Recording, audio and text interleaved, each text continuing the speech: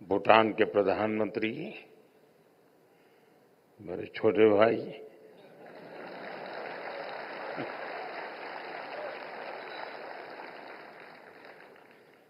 Fiji के deputy PM, Bharat के सहकारिता मंत्री Amit Shah, international cooperative alliance के प्रेसिडेंट, यूनाइटेड नेशंस के सभी प्रतिनिधिगण, दुनिया भर से यहां आए कोऑपरेटिव वर्ल्ड से जुड़े सभी साथी, देवी और सज्जनों,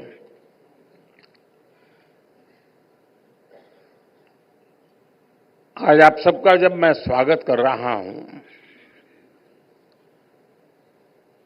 तो ये स्वागत मैं अकेला नहीं करता और न ही मैं अकेला कर सकता हूं।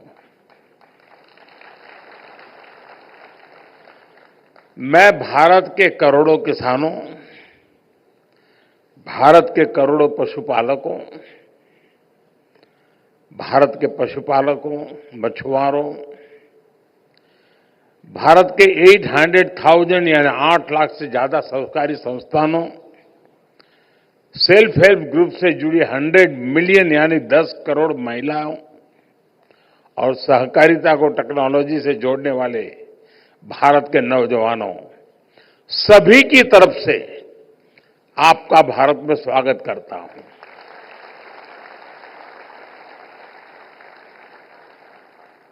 Global conference of the international cooperative alliance का आयोजन भारत में पहली बार हो रहा है। भारत में इस समय हम कोऑपरेटिव मूवमेंट का नया विस्तार दे रहे हैं। मुझे पूरा विश्वास है कि इस कॉन्फ्रेंस के माध्यम से भारत की फ्यूचर कोऑपरेटिव जर्नी के लिए जरूरी इंसाइट मिलेगी और साथ ही भारत के अनुभवों से ग्लोबल कोऑपरेटिव मूवमेंट को भी 21st सेंचुरी के नए टूल्स मिलेंगे, नई स्पिरिट मिलेगी।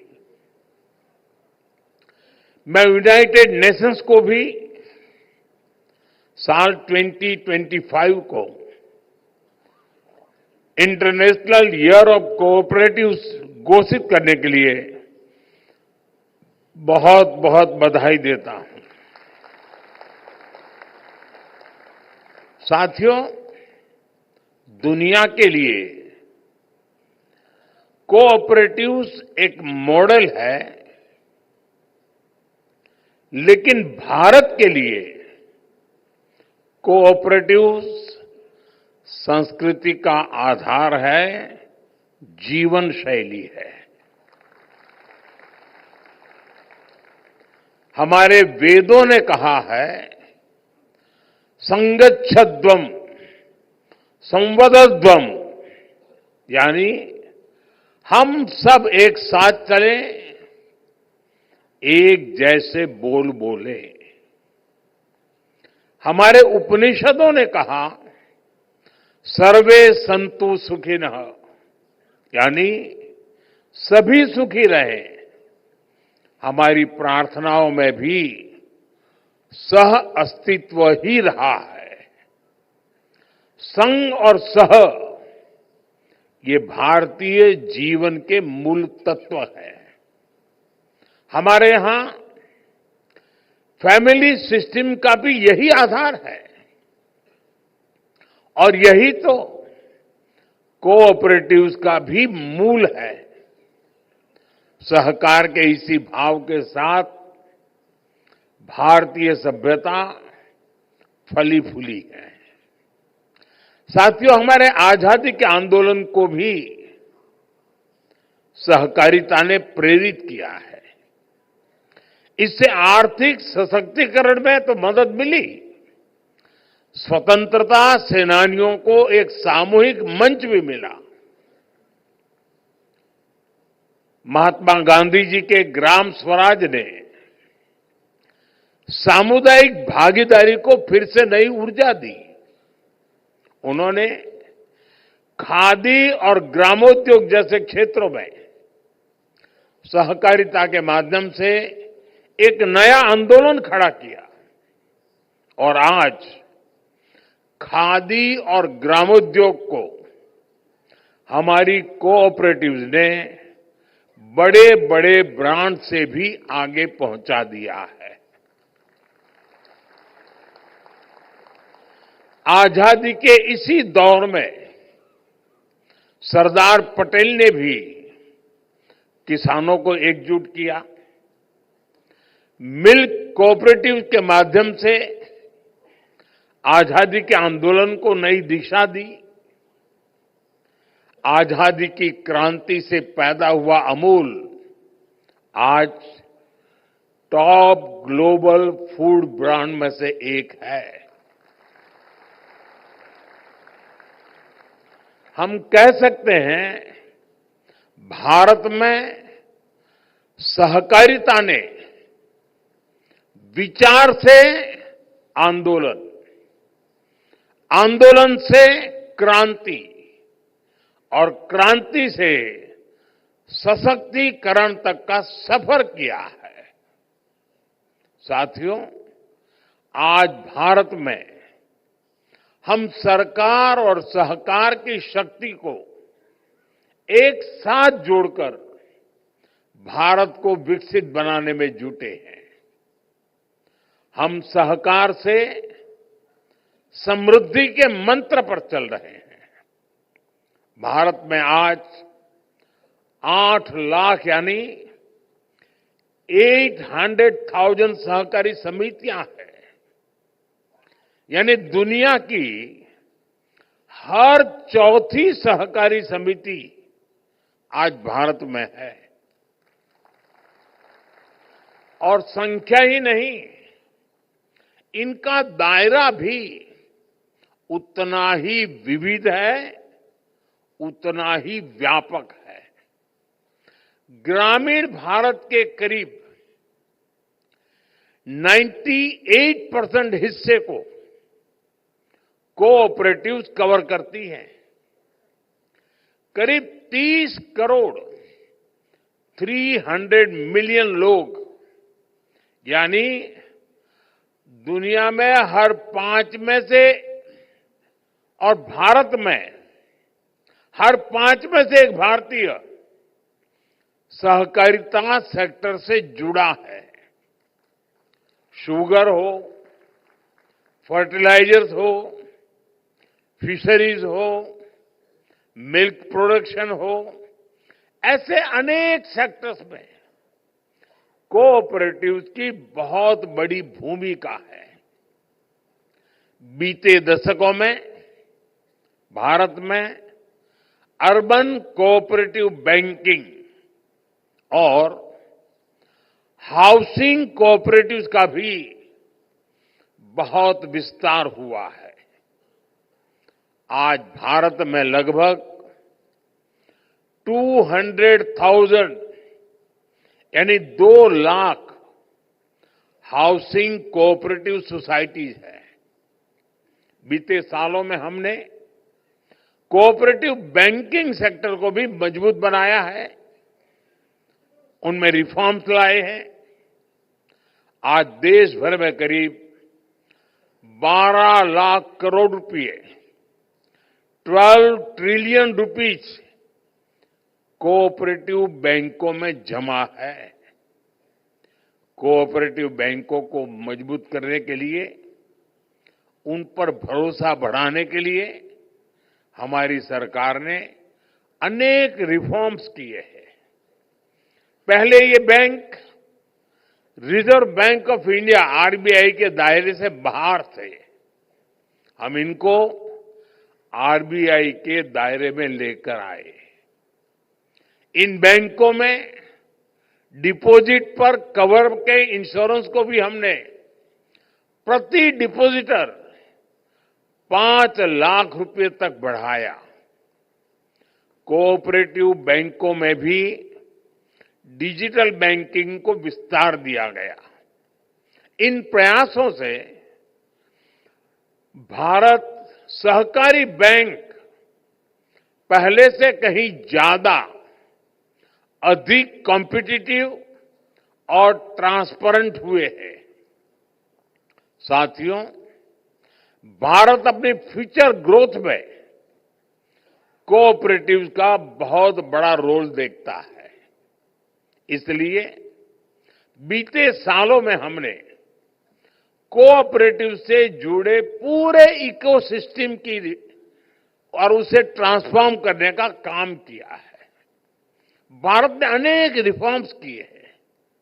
हमारा प्रयास है कि कोऑपरेटिव सोसाइटीज को मल्टीपर्पज बनाया जाए। इसी लक्ष्य के साथ भारत सरकार ने अलग से कोऑपरेटिव मिनिस्ट्री बनाई।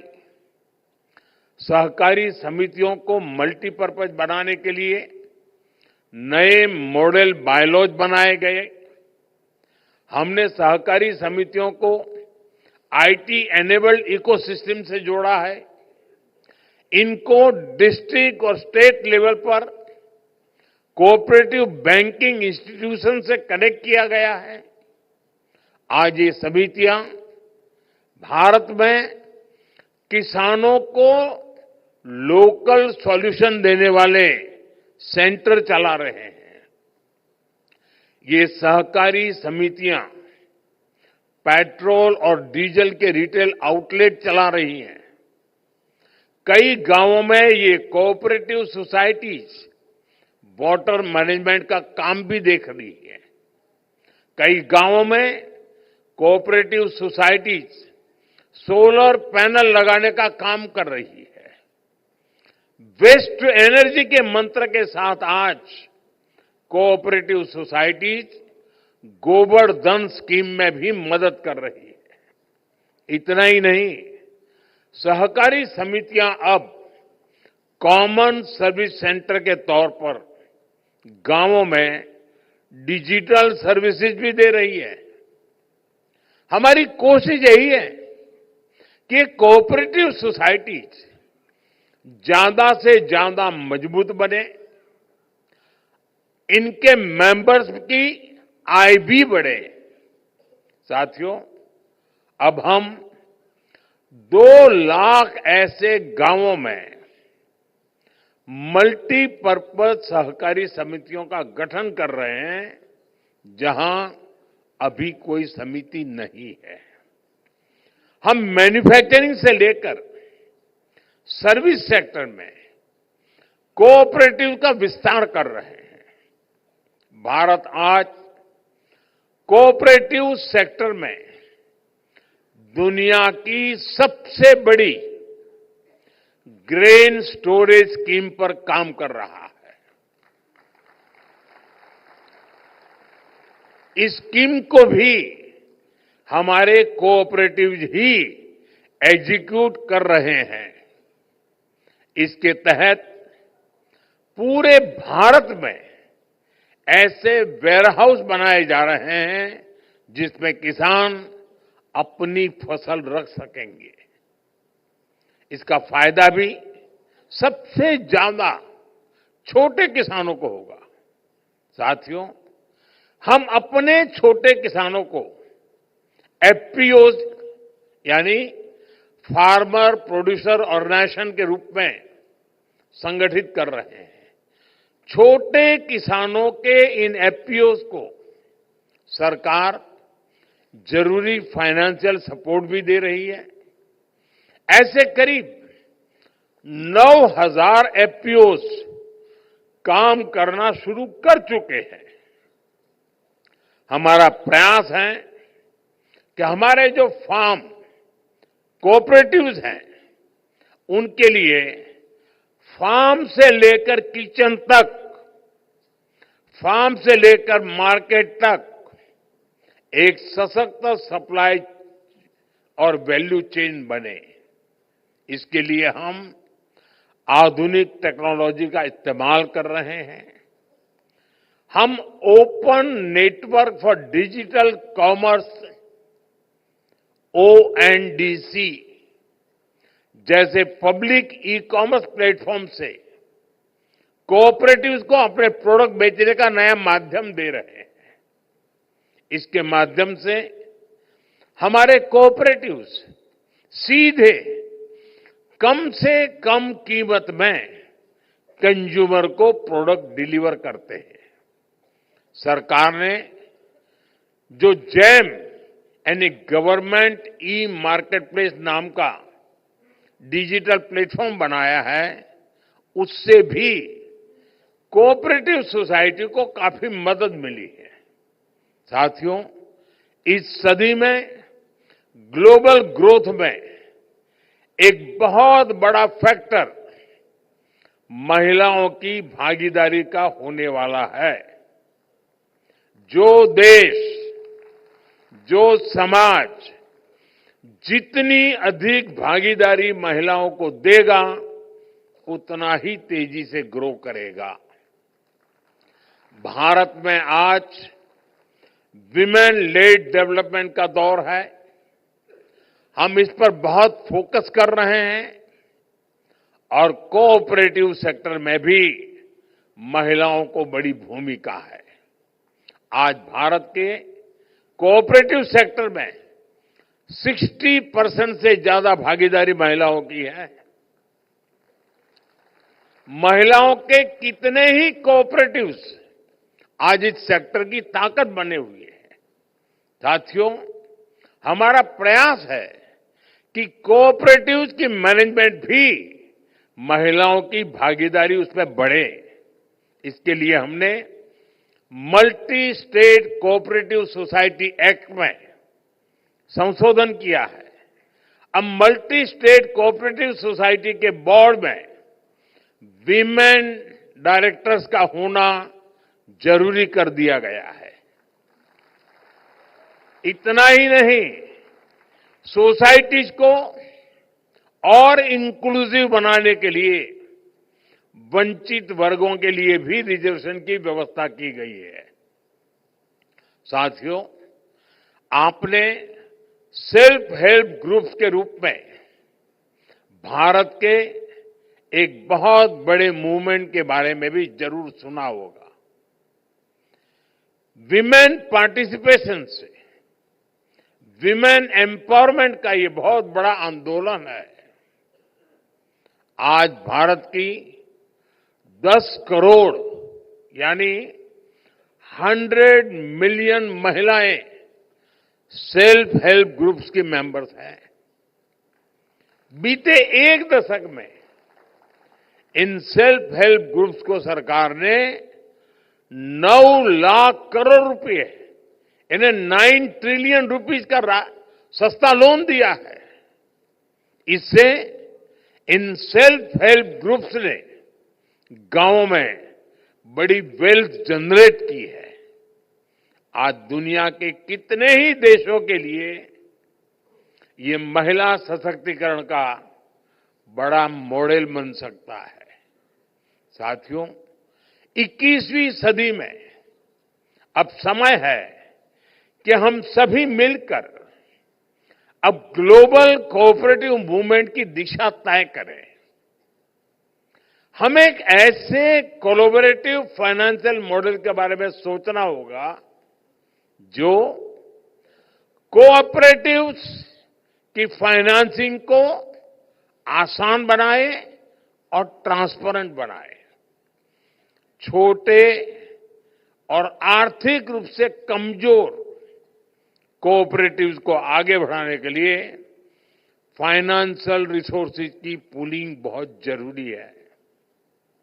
ऐसे शेयर्ड फाइनेंशियल प्लेटफॉर्म्स बड़े प्रोजेक्ट्स की फंडिंग और कोऑपरेटिव्स को लोन देने का माध्यम बन सकते हैं।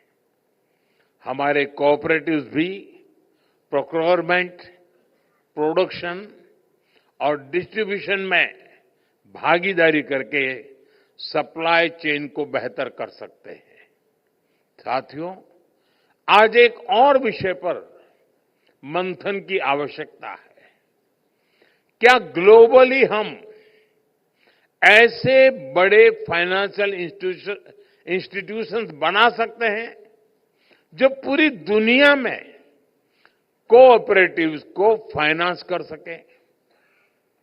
आईसीए अपनी जगह पर अपना रोल बखूबी निभा रहा है, लेकिन भविष्य में इससे भी आगे बढ़ना जरूरी है।